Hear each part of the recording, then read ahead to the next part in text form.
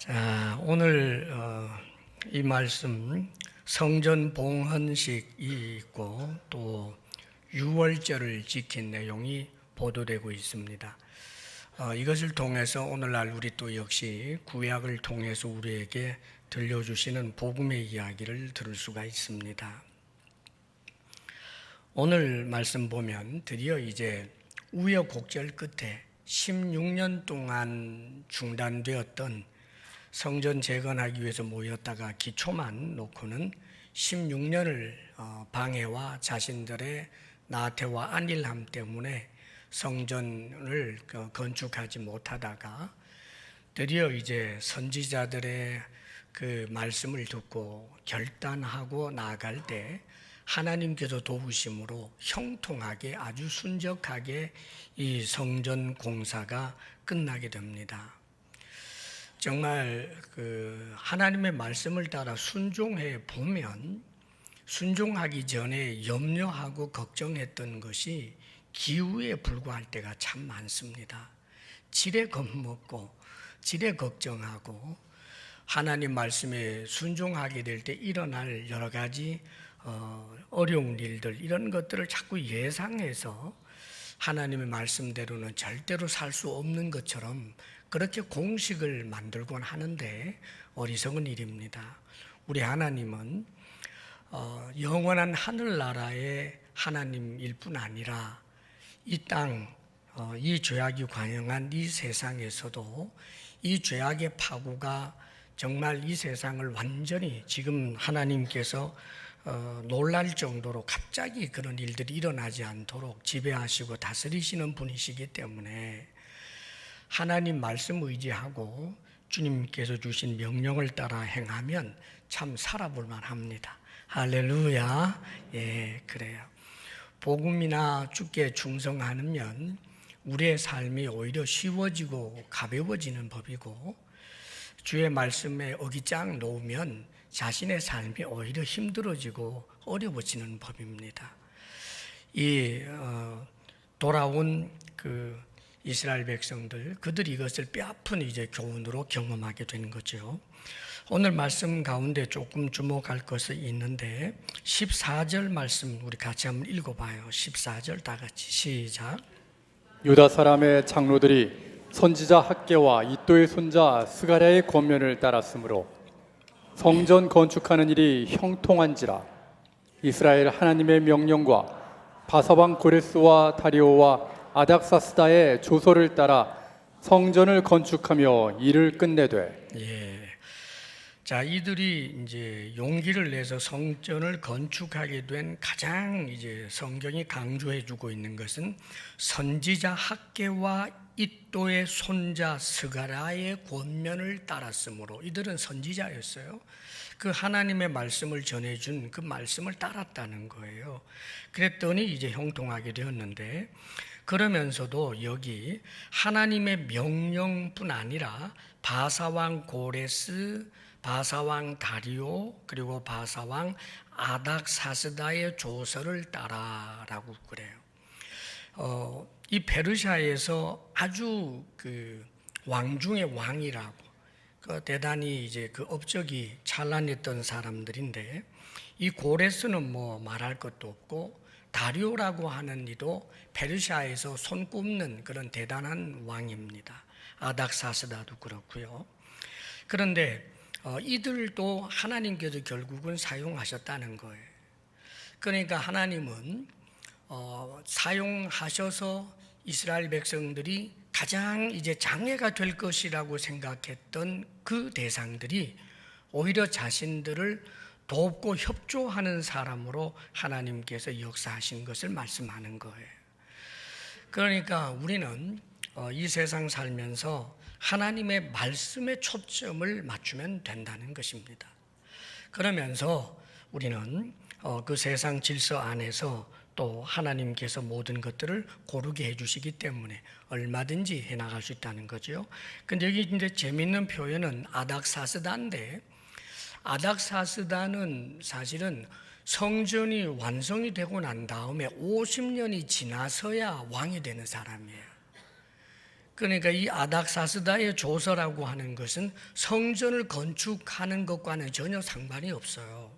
그런데 이 사람 이름까지 이렇게 거론하게 된 것은 나중에 성벽을 이제 재건하는 일에 반대를 했다가 또 나중에 허락도 하고, 중요한 것은 나중에 정말 느헤미야를 통해서도 도와줬을 뿐만 아니라 에스라가 등장하게 될 때 정말 이스라엘 백성들로 하여금 하나님의 말씀을 따라 살 수 있는 신앙사경에, 말하자면 하나님의 말씀을 가지고 이스라엘 백성들을 훈련시키고 또 그들을 세워내는 그 일을 할 수 있도록 나중에 지원해 준 사람이 아닥사스다예요.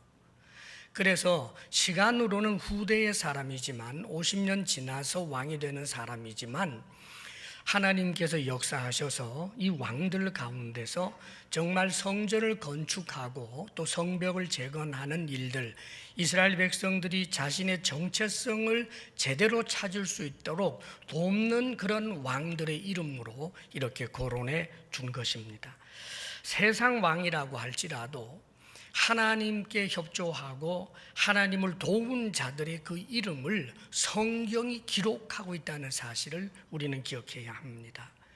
주를 위하여 헌신하고 주를 위하여 땀 흘리는 것을 하나님은 결단코 잊어버리시지 아니하시는 하나님, 우리가 주님 앞에 충성스럽게 살 때 우리 이름을 어찌 하나님께서 기억지 아니하시겠습니까? 자, 이제 그렇게 해서 성전이 끝났는데 성전 건축하는 일이 끝나요. 언제 끝났느냐 하면 15절입니다. 15절 같이 한번 읽어요. 다 같이 시작. 다리오 왕 제6년 아달월 3일에 성전 일을 끝내니라. 이스라엘 이제 그런 달력으로는 말하자면 그들의 이제 그 달력으로는 12월 가장 마지막 달을 말하는 것입니다. 이 아달월 3일, 다리오 왕 제6년, 다리오 왕 2년에서부터 다시 시작해서 4년 만에 된 거예요. 그 전에 16년 동안 중단되었던 것이 이제 허락이 되고 하나님이 역사하시게 되니까 드디어 4년 만에 성전이 끝났습니다. 그런데 여기서 우리에게 주시는 중요한 메시지가 있어요. 사실 첫 번째 성전이 솔로몬 성전이에요. 그 전에는 이제 이동식 성전, 회막, 성막입니다. 광야길에 다닐 때 모세를 통하여 하나님께서 짓게 했던 그 성전은 이동식 성전이었어요. 그리고 이제 드디어 그 하나님께서는 가나안 땅에 정착해 있는 이스라엘 백성들에게 다윗의 소원을 들어주시고 그리고 결국은 하나님께서 다윗의 아들 솔로몬을 통해서 성전을 짓게 하죠. 설계도까지 아예 다 다윗에게 주시고, 그래서 하나님의 뜻을 따라서 성전을 첫 번째 이제 이동식이 아니라 예루살렘에 이렇게 세워진 성전을 솔로몬 성전이라고 한단 말이에요. 그런데 이 솔로몬 성전이 나중에 바벨론에 의해서 유대 나라가 망하게 될 때 완전히 그 성전이 파괴가 돼요. 그리고 성전 안에 있었던 그 수많은 기명들까지 바벨론으로 옮겨졌고, 자, 그런 일들이 568년 주전 568년에 있었는데, 이제 성전 두 번째 성전인 스룹바벨 성전이 건축된 날이 언제냐 하면 주전 516년, 그러니까 딱 70년 만에 완성이 된 거예요. 완성이 되었다기보다 70년이 지나서 그 성전이 완전히 무너지고 난 다음에 두 번째 성전이 지어진 것이 70년 만에 됐다는 말이지요.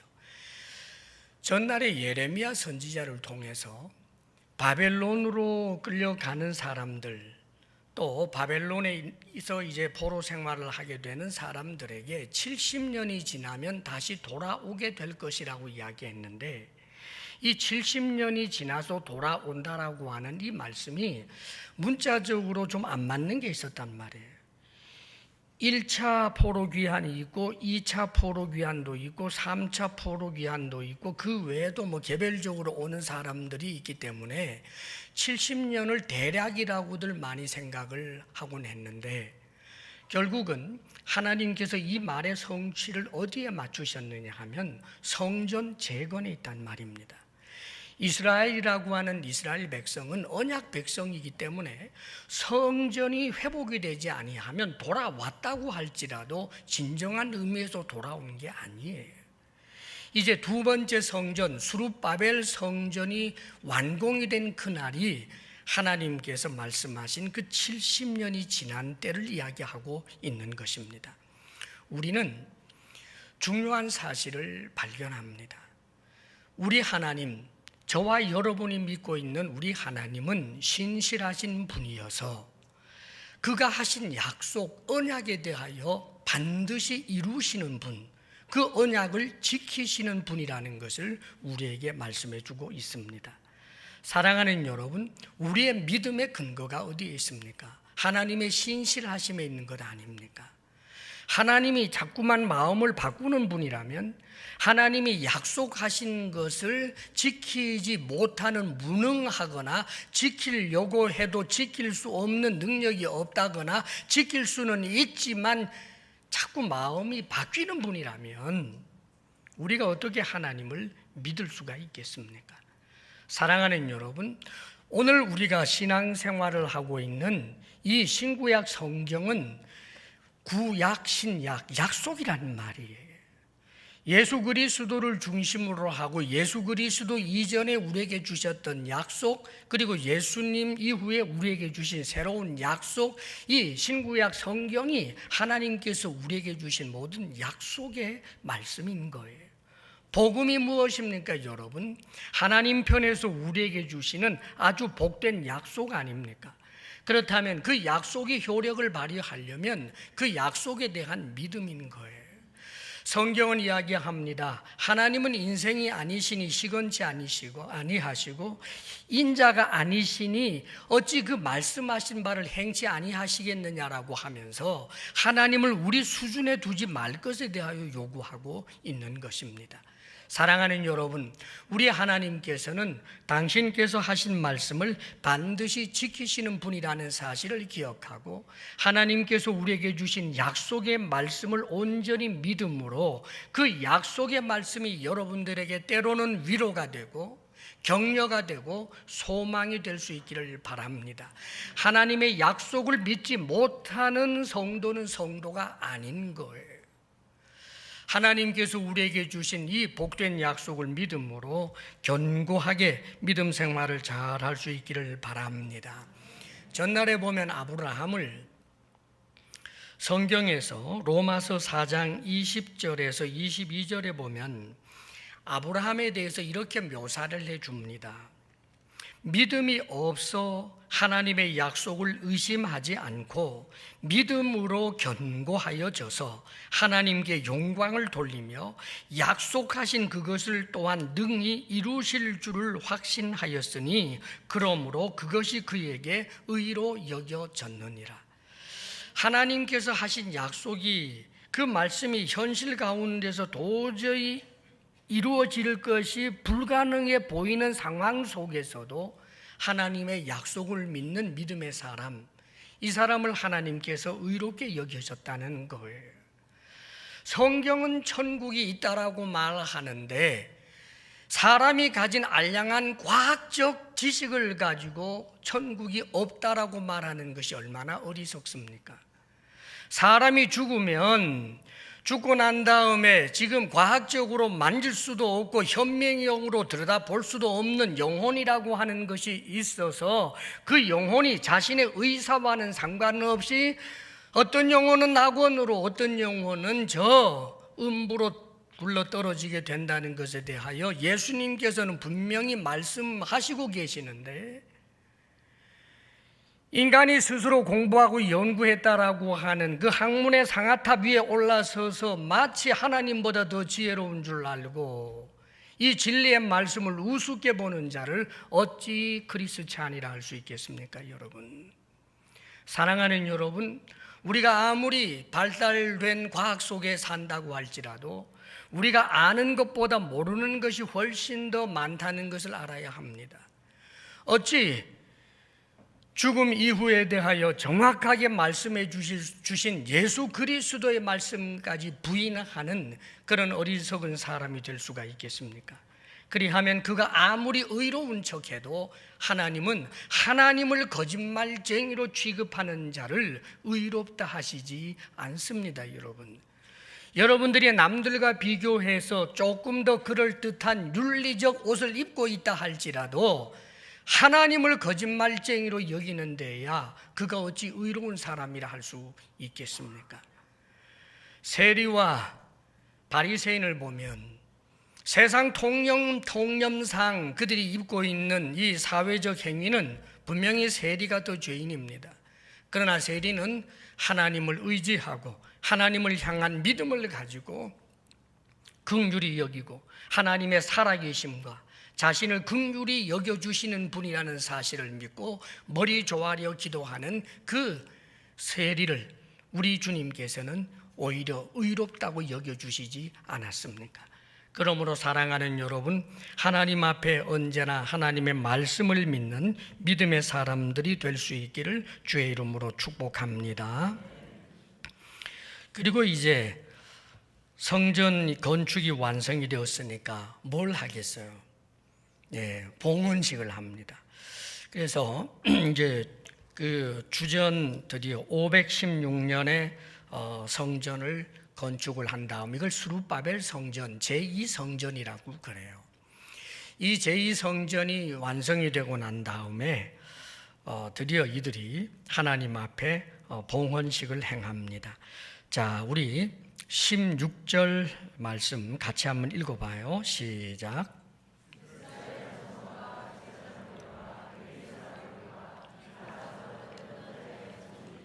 즐거이 하나님의 성전 봉헌식을 행하니. 자, 누가 했어요? 오늘 보면 이스라엘 자손, 제사장들, 레위 사람들, 그 다음에 기타 사로잡혔던 자들, 그들의 자손들이 이제 하나님 앞에 즐겁게 자신들이 만든 이 성전 봉헌식을 하나님께 올려드리는 거예요. 근데 우리가 영적으로 이스라엘이에요. 아멘이십니까? 혈과 육으로 우리는 이스라엘과 상관이 없어요. 그러나 신약 성경에 보게 되면 우리가 영적 이스라엘이란 말이에요. 이 이스라엘은 원래 언약 백성의 의미를 가지고 있어요. 이스라엘은 아브라함과 이삭과 야곱으로 이어지던 그 족장 시대로부터 하나님께서 먼저 언약을 주시죠. 약속을 주셨어요. 그리고 그 약속을 한 특별히 그 야곱에게 하나님께서 야곱과 그 야복 광나루에서 이제 그 있었던 정말 그 씨름 이야기가 나오지 않아요? 그 일화를 소개하면서 하나님께서 이름을 이스라엘로 바꿔줍니다. 약속을 가지고 있는 하나님께서 사랑하셔서 하나님이 져주기까지 할 정도의 대상, 언약 백성, 그가 이스라엘이란 말이에요. 우리가 예수 그리스도를 믿음으로 말미암아 하나님께서 너무나 사랑하시는 언약 백성, 우리가 영적 이스라엘이에요.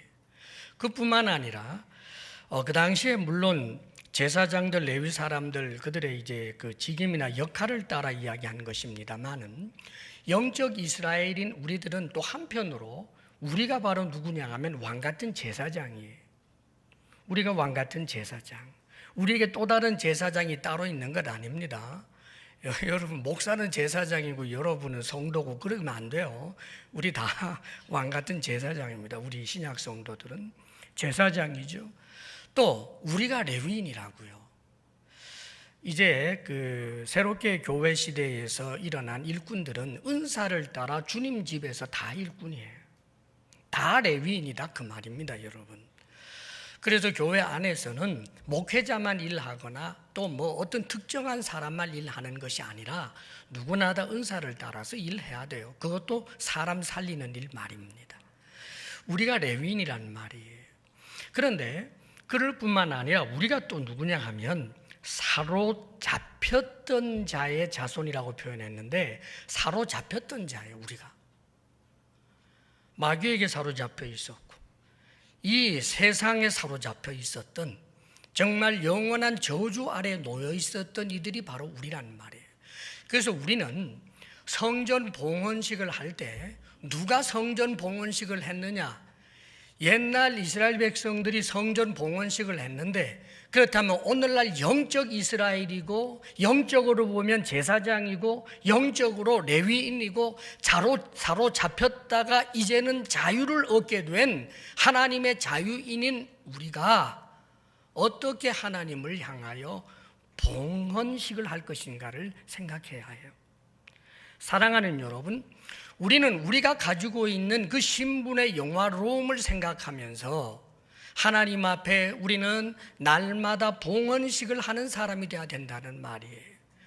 자, 우리가 성전이기 때문에 그래요. 전날에 저들은 오늘날 우리를 예표하는 성전을 이제 지어서 하나님 앞에 봉헌했지만, 오늘날 우리는 지어져 가고 있는 성전이고 우리 자신이 성전이기 때문에, 그래서 우리는 우리 자신을 하나님 앞에 날마다 봉헌하는 사람이 되어야 된다는 뜻입니다. 그런데 이 봉헌을 할 때, 이 봉헌이란 하나님 앞에 나 자신을 드립니다, 나는 하나님의 것입니다 라고 하는데, 이것이 관념으로 흘러가면 안 돼요. 최하의 기준치, 그것을 성경은 항상 이야기한단 말이에요. 여기서 이들이 봉헌을 할 때 만들어 놓고, 오 하나님, 이것은 하나님의 것입니다, 하나님 우리가 만든 거 기쁘게 받으시옵소서 하고 끝난 것이 아니라, 성전 봉헌식을 진행하는데 이들이 수고한 땀의 열매로 하나님 앞에 드렸다라고 하는 사실을 우리는 기억해야 돼요. 오늘 말씀 17절 말씀을 같이 한번 읽어볼까요? 또 17절 시작. 하나님의 성전 봉헌식을 행할 때 숫소 100마리와 순양 200마리와 어린 양 400마리를 드리고, 또 이스라엘 지파의 수를 따라 순염소 12마리로 이스라엘 전체를 위하여 속죄제를 드리고. 아멘. 성전 봉헌식을 행하는데 관념이 아니라 그들이 구체적인 드림을 보여줬어요. 그런데 이 말씀 보게 되면 이들이 지금 형편이 굉장히 어려울 텐데, 아마 뭐 왕을 졸라가지고 왕에게서 받아서 한 것 같지는 않아요. 자신들의 것으로 드렸어요. 숫소가 100마리, 수양이 200마리, 어린 양 400마리, 그 다음에는 이스라엘 전체를 위해서 속죄제를 드리느라고 이제 염소 12마리를 드려요. 정말 애써서 한 것 같아요. 근데 여러분, 솔로몬 성전이 지어지고, 첫 번째 성전이 지어지고 봉헌식 때 어느 정도의 이런 소와 양과 염소와 이런 것들을 하나님 앞에 봉헌식 때 드렸을까? 이거 100배도 넘어요. 솔로몬 시절에 드려진 것을 보게 되면요, 소만 22,000마리, 그 다음에 양이 12만 마리. 그래서 7일간 두 번에 걸쳐서 축제를 하면서 끊임없이 하나님 앞에 이 봉헌식 때 이렇게 번제, 화목제, 속죄제를 드리는 것을 성경을 통해서 보게 됩니다. 근데 여러분, 지금 두 번째 스룹바벨 성전은 지었을 때는 이들이 전날 첫 번째 성전 때보다 100분의 1도 안 되게 드렸는데, 하나님께서 받으셨겠습니까? 안 받으셨겠습니까? 기뻐 받으셨어요. 선지자들 통하여 나중에 하게스가라 이런 쪽을 통해서 보게 되면 이들이 하나님 앞에 봉헌한 이 성전을 하나님께서 영화롭게 하시고 기뻐하시는 내용이 나와요. 그러면 솔로몬 때 드려졌던 그 첫 번째 성전은 어떠했을까? 받으셨어요. 많이 드렸기 때문일까? 아닙니다. 그 당시 솔로몬 시대에는 그 나라가 부강했어요. 그리고 얼마나 백성이 많았는지 몰라요. 그 많은 백성들이 또 부유하게 된 그 나라 백성들이 온 힘을 다하여 드렸던 것이고, 지금 스룹바벨 성전을 건축한 사람들은 소수의 사람들이고 가난하고 어려운데 역시 그들이 힘을 다하여 드렸던 거예요. 기억하십시오. 하나님 앞에 우리가 우리 자신을 헌신한다라고 할 때 항상 우리의 발목을 잡아버리는 것이 뭐냐 하면 물질이에요. 그래서 물질이 우리에게 우상이 된다고요. 하나님 앞에 나는 하나님의 것입니다, 이 모든 것은 다 하나님의 것입니다, 말은 하기 쉽지만 내가 구체적으로 수고한 그 땀의 열매를 드린다든지, 구체적으로 내가 하루는 24시간 너무너무 바쁜데도 불구하고 하나님 앞에 시간을 드린다든지, 내가 땀 흘린다고 할지라도 남에게는 유익이 되어도 내게는 구체적인 유익이 되지 아니하는 땀 흘리는 봉사로 하나님께 헌신한다는 것이 그렇게 쉽지가 않아요. 그러나 우리의 드림은, 헌신은 항상 시간과 물질과 땀을 들여서 구체적 헌신이 되지 아니하면 안 된다는 말이에요. 하나님께서 이것을 기뻐하시는 거예요. 즐거움으로 드리고 힘을 다하여 드리는 것입니다. 그리고 잊지 말아야 할 것이 있어요. 우리는 드리는 것을 이 세상이 그렇거든요. 제가 어린 시절에 동네 몇 분들하고 어른들 따라서 소풍을 간 적이 있어요. 근데 소풍을 갔는데 거기 이제 도시락 꺼내서 이제 먹으려고 하잖아요. 그런데 그 어른들 몇 분이 이 밥에서 이렇게 밥을 탁 한 젓가락 꺼내더니만 틱 던지고 반찬도 하나 던져요. 그래서 어린 마음, 이 왜 그러느냐. 난 처음에 뭐 다람쥐 먹으라고 그러나 그랬어요. 근데 그게 아니라 산신령 먹으라고 주는 거래요. 여러분, 정말 신이 있다면 그거 먹어야 되겠어요? 세상에서의 드림이란 내가 주면 받아야 돼요. 사람이 만든 신이라고요. 우리는 받아주시니 감사한 거예요. 모든 것이 하나님의 것이고 하나님이 없는 자처럼 우리 손에서 받으시겠습니까, 여러분? 하늘과 땅과 그 가운데 모든 것을 지으신 분이 말입니다. 사랑하는 여러분, 이스라엘이라는 이름을 주시고 왕과 같은 제사장이라는 이름을 주시고 레위인이라고 하는 이름을 주시고, 뿐만 아니라 이제는 더 이상 포로로 잡혀있는 자가 아니라 주님 안에서 자유케 된 그 엄청난 신분이 된 하나님의 자녀된 언약 백성인 우리들이 하나님 앞에 참으로 기쁨으로 그리고 힘을 다하여 드린다라고 할 때 하나님께서는 그것을 기뻐 받으시고 드린 그가 오히려 복된 사람이 되는 것입니다. 오늘 이 자리에 있는 성도 여러분, 혹 오해 없기를 바랍니다. 하나님 앞에 거래해서 하나님께 많이 드리면 많이 주신다, 아니에요, 여러분. 하나님이 만족할 만한 많음이라고 하는 것은 없어요. 힘을 다하여입니다, 여러분. 또 즐겁게입니다. 자발적으로입니다. 우리가 하나님 앞에 드릴 때 체면값으로 드리는 경우가 있어요. 많이 드리긴 드렸는데 하나님이라기보다는 사람들이 내가 많이 드렸다라고 하는 것을 알아주기를 원하는 마음과 거짓됨으로 드리는 것, 이것은 오히려 자기 자신에게 죄를 쌓아놓는 일이라는 것을 잊어서는 안 됩니다.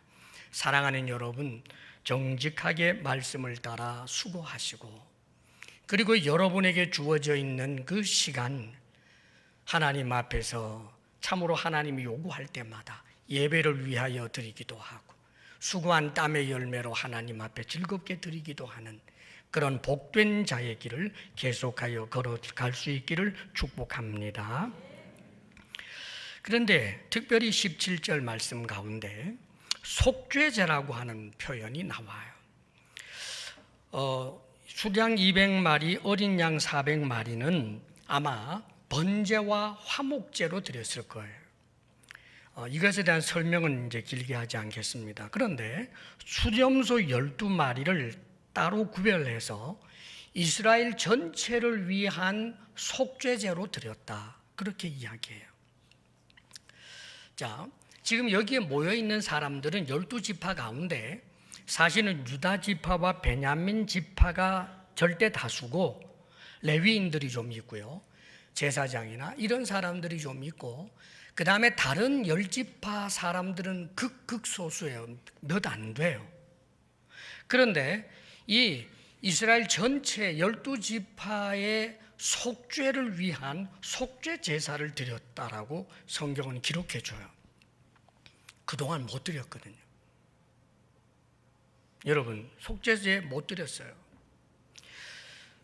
돌아와서 성전 터를 놓고 그 다음에 그 성전들에 제사 드릴 수 있는 제단을 만들어 놓았어도 번제는 드릴 수가 있었어요. 헌신이니까 모든 걸 다 태우는. 그러나 적어도 속죄제는 드릴 수가 없었어요. 왜 그러느냐 하면 속죄제는 성전이 있어야 그 성전에는 성전 안에 휘장이 있단 말이에요. 성전과 지성소를 성소와 지성소로 구별 지어주는 이 말하자면 커튼입니다. 이것이 있는데 여기에다가 피 뿌리는 의식이 있단 말이에요. 번제단에서 그 양을 잡든지 염소를 잡든지 한 다음에 그 피를 받아가지고 제사장이 피 뿌리는 의식을 해야 되는데 성전이 있었어야 말이죠.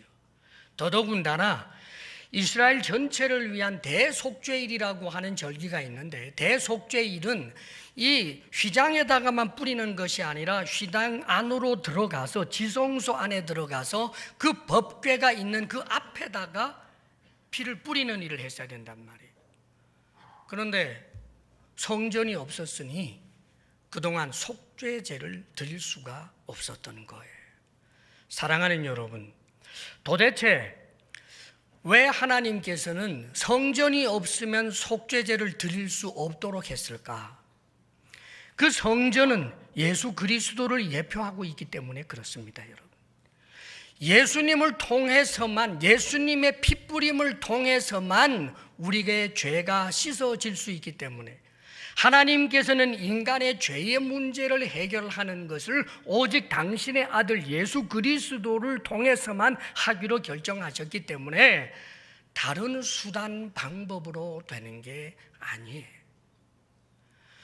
예루살렘 성전은 반드시 예루살렘에 지어져야 되고 예루살렘에 지어져 있는 그 성전에서만 속죄제를 드릴 수 있도록 되어 있으니 예루살렘 성전이 완전히 무너지고 난 다음에 그들은 오랜 세월 하나님 앞에 속죄제를 드릴 수가 없었던 거예요.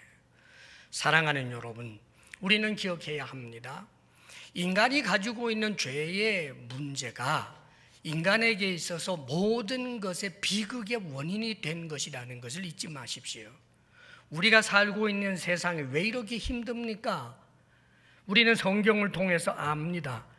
하나님의 말씀을 불순종하는 죄로 인하여 에덴 동산에서 살지 못하고 하나님의 저주 아래 놓인 이 세상에서 늙고 병들고 비참하게 서로가 서로를 치열하게 싸우면서 살 수밖에 없는 그런 현실을 우리가 살고 있는 것입니다. 사랑하는 여러분, 그 이유가 무엇입니까? 죄입니다. 왜 죽습니까? 죄입니다. 왜 늙어갑니까? 죄 때문입니다. 이 세상이 가지고 있는 모든 불평등의 그 원인은 죄입니다. 사랑하는 여러분, 죄로 말미암아 사망이 들어오고 사망으로 말미암아 우리는 언젠가 영원한 지옥 형벌을 받을 수밖에 없는 존재가 되는 것입니다. 그러므로 죄로 인하여 우리 인간들이 비참해졌는데 이런 비참의 문제를 해결할 수 있는 것은 오직 예수 그리스도, 그분이 속죄 제물이 되는 길밖에 없는 것입니다. 그러므로 성경은 십자가에 못 박혀 죽으신 예수 그리스도 그분이 성전이면서 동시에 우리의 죄를 위하여 죽으신 대속 제물이 되셨다라고 하는 것을 우리에게 말씀해 주고 있는 것입니다. 이 언약의 말씀을 분명히 믿을 수 있는 믿음의 사람들이 되시기를 바랍니다. 예수 그리스도 십자가 구속의 은혜가 나의 죄의 문제를 해결하였고 나의 죄책을 해결하였고 죄로 인하여 일어나는 그 모든 비참함에서부터 나를 온전히 구원하여 주셨다라는 이 분명한 믿음이 여러분들에게 견고할 수 있기를 축복합니다. 목사로서 가장 마음 아프게 생각하는 것은 우리는 현재 이 한국 교회는 아직까지 큰 복 가운데 있어요. 예수 그리스도 십자가 구속의 은혜가 크리스찬이라고 자처하는 사람들에게 거의 다 공유되고 느끼고 있고 고백하고 있는 일이기 때문입니다. 그러나 여러분, 전날에 우리에게 이런 복음을 전해줬던 그런 서구라든지 이런 곳에서 놀랍게도 예수 그리스도 십자가 구속의 은혜에 대해서는 얼마나 냉담하게 변해버린지 몰라요. 겉은 교회인데 사실상은 교회가 아닌 것이 되어버린, 적어도 우리나라가 또 우리의 어린 자녀들이 저들이 나중에 장성해서 예수 믿는 것, 천국이 있거나 없거나 그건 나하고는 뭐 상관없어요. 있는지 없는지 어떻게 알아요? 죽어봐야 알고요. 나도 예수님처럼 좀 착하게 살아볼래요. 예수 믿고 죄 씻음 받는다는 것 너무 웃기잖아요.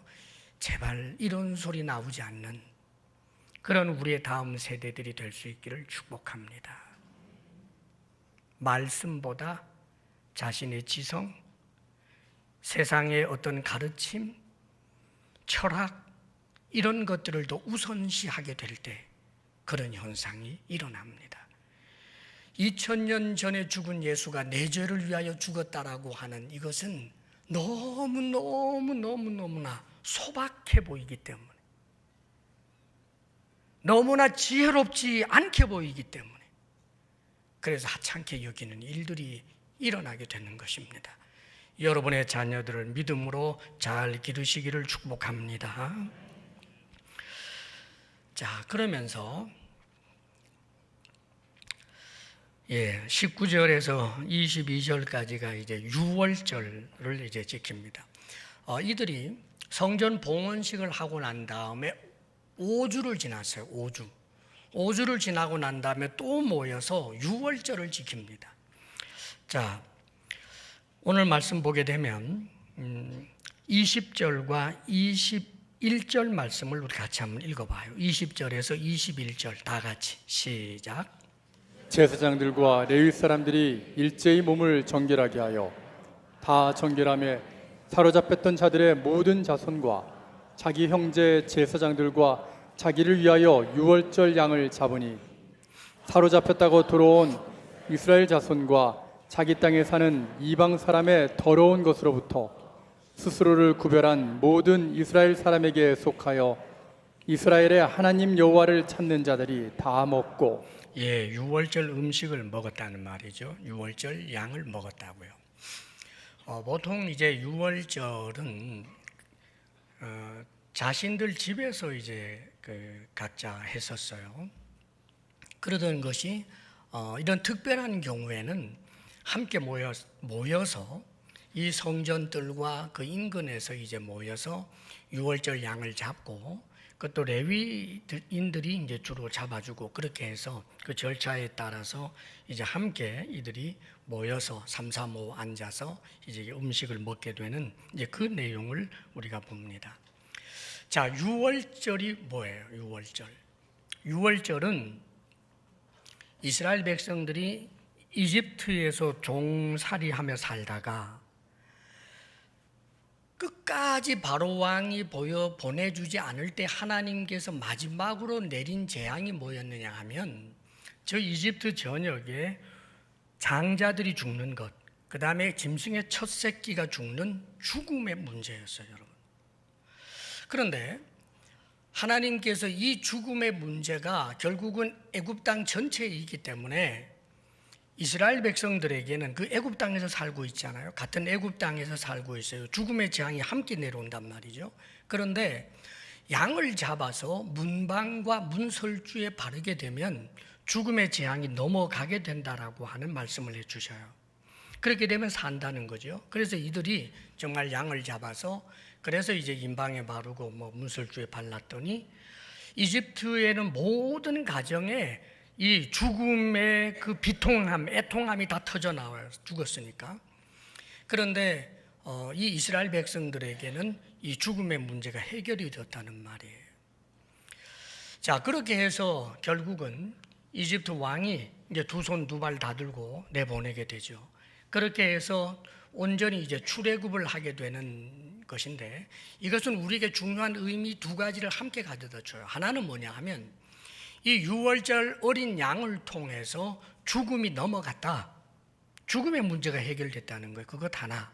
또 하나는 애굽이라고 하는 세상에 속하고 세상의 비참함 속에서 살던 자가 그 노예 상태잖아요. 거기에서부터 벗어나게 된 것을 말하는 거예요. 오늘날 우리는 이 세상에 살지만 세상에 속하지 않았어요. 이제는 출애굽한 것처럼 우리는 영원한 하나님 나라에 속해 있는 사람들이란 말이에요. 하나님 나라에 속했다는 것은 하나님 나라가 영원함으로 나도 영원하고 하나님 나라가 영광스러움으로 나도 영광스럽고 하나님의 나라가 보배로움으로 나도 보배로운 거예요. 하나님 나라에 속했다라고 하는 것은 이 세상 나라와 달라요. 이 세상 나라의 영광은 잠깐 있다가 없어져요. 권력 잠깐 있다가 없어져요. 미모도 잠깐 있다가 없어져요. 늙고 병들고 죽어요. 세상 나라예요. 그런데 유월절 어린 양 되시는 우리 주 예수 그리스도를 통해서 그분이 십자가에 못 박혀 죽으시는 것이 내 죄 때문이라는 것을 온전히 인정하고 나로 하여금 이 세상 나라에서 영원한 하나님 나라에 속하게 해주시는 유일한 나의 왕이 예수 그리스도라고 하는 믿음을 갖는 이들에게 사랑하는 여러분, 그들은 바로 이 유월절 어린 양을 먹었던 사람들처럼 우리는 예수 그리스도의 살을 먹는 사람이고 그 피를 맞은 사람이 되는 거예요. 예수님께서 말씀하셨지 않습니까? 내 살을 먹으라, 내 피를 마셔라. 무슨 말입니까? 예수님과 하나가 되자는 거예요.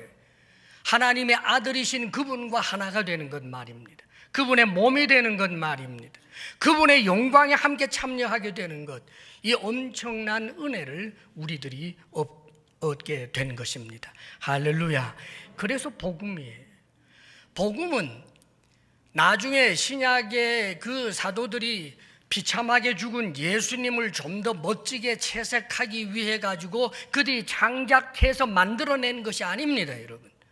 구약 곳곳에도 복음이 있어요. 하나님께서 인간을 구원하시기 위한 방편이 이 복음, 우리 주 예수 그리스도 이외에 다른 방법이 없도록 하나님 쪽에서 정하셨기 때문에 신실하신 하나님은 하나님의 뜻을 따라 주를 믿고 주를 의지하는 이에게 구원의 은혜가 주어지는 것입니다. 오늘 이 자리에 예배 자리에 있지만 여전히 세상에만 속해 있는 사람 한 사람도 없기를 바랍니다. 세상에서 얻을 것이 무엇입니까? 돈을 얻었습니까? 얼마까지 갈까요? 사랑하는 여러분, 노력하고 애를 써서 건강을 확보했습니까? 언제까지입니까? 권력을 가졌습니까? 언제까지입니까, 여러분? 인생은 들풀과 같고 인생이 가진 모든 영화는 들풀의 꽃과 같은 것입니다. 주를 의지함으로 내가 이 세상에서 살면서도 내 소속이 하나님 나라인 것을 알고 그리하여 좀 더 이 세상 안에서 지나치게 너무 여러분들이 세상 것으로 인하여 지나치게 기뻐하거나 지나치게 슬퍼하거나 하지 말고 조금은 더 관조적인 태도를 가지고 그렇게 여러분들이 당당하게 살 수 있기를 축복합니다. 다만 한 가지만 당부합니다. 예수 그리스도를 믿음으로 구원을 얻는데 이 믿음은 예수님이 내 죄를 위하여 십자가에 못 박혀 죽으셨고 그분을 믿음으로 내가 의롭게 된다라고 하는 것이 믿음의 가장 기초석이에요. 그런데 하나를 기억하십시오. 죄 말입니다. 예수님을 믿음으로 내 죄가 사함을 받고 나는 이제 죄의 가리움을 입어 하나님 앞에 의롭다 되었습니다. 그렇다면 나에게 죄책이 없으니까 이제 내가 죄를 짓는 것 너무 걱정하지 않아도 되는 것입니까? 사람은 다 죄 짓는 거야. 아유, 죄 좀 지어도 돼. 용서받지 않아? 요거 사탄이 하는 소리입니다, 여러분. 죄를 너무나 싫어하기에 아들까지 주셔서 우리의 죄를 씻어 주셨는데 하나님의 그 크신 은혜를 양심의 가책 없이 죄를 지어도 된다는 허락증으로 생각한다면 그것보다 하나님을 욕되게 하는 일이 없지 않겠습니까? 사랑하는 여러분, 성경은 우리에게 분명히 못 박아서 말씀합니다. 로마서 6장 1절에 그런즉 우리가 무슨 말을 하리요? 은혜를 더하게 하려고 죄에 거하겠느냐? 죄가 크면 클수록 용서 안 받는 것이 크니까 아이고 그러면 죄 지어도 되겠네. 복음을 비웃는 사람들이 했던 말들입니다, 여러분. 사랑하는 여러분, 이 사람들이 지금 유월절을 행한 것은 결단이었어요. 이제는 하나님의 백성답게 살아보겠습니다 하는 결단이었다고요. 우리의 조상들이 하나님의 법을 어겼기 때문에 그렇게 고통스러운 삶을 살 수밖에 없었는데 이제는 정말 하나님의 백성답게 살아보겠습니다. 오늘날 우리들도 유월절이 있어야 돼요. 유월절이 무엇입니까, 여러분? 공식적인 유월절, 이스라엘 백성과 같은 것은 없지만 매 주일이 우리에겐 유월절입니다. 주의 이름으로 모이는 거예요. 주의 이름으로 모여서 예수 그리스도 그분의 이름을 부르는 거예요. 그분의 이름으로 하나님께 나아가는 것입니다. 그분의 은혜를 생각하는 것입니다. 그분의 말씀을 통하여 내 믿음을 견고케 하는, 사랑하는 여러분, 이 주일 예배 때마다 우리는 무엇을 결단해야 하는 것입니까? 나는 이미 의인 되었으니 의인답게 살자. 나는 하나님의 자녀 되었으니 하나님의 자녀답게 살자. 이 세상의 그 어떤 것보다 더 크고 놀라운 보화를 내가 이미 약속받았으니 세상의 것 때문에 하나님 앞에 탐욕스러운 사람이 되지 말자. 그렇게 결단해야 하는 것이 이 오늘날 우리가 지녀야 할 유월절기 아니겠습니까? 매 주일마다 주님을 향한 헌신과 그런 다짐이 날마다 우리들에게 있기를 축복합니다. 기도하겠습니다. 사랑이신 아버지 하나님, 우리에게 은혜를 베푸사 말로 할 수 없는 크신 은혜 주셔서 영적 이스라엘 되게 하시고 제사장 되게 하시고 레위인 되게 하시고 참 자유인 되게 하신 하나님을 찬양합니다. 아버지여, 우리가 언제나 하나님 앞에 우리 자신을 드리는 봉헌자가 되게 하여 주시고 아버지 하나님, 하나님 앞에 날마다 주 십자가 구속의 은혜를 감사하며 보다 더 하나님의 자녀답게 살 것을 결단하며 살아가는 우리들이 되게 하여 주옵소서. 예수님 이름으로 기도합니다. 아멘.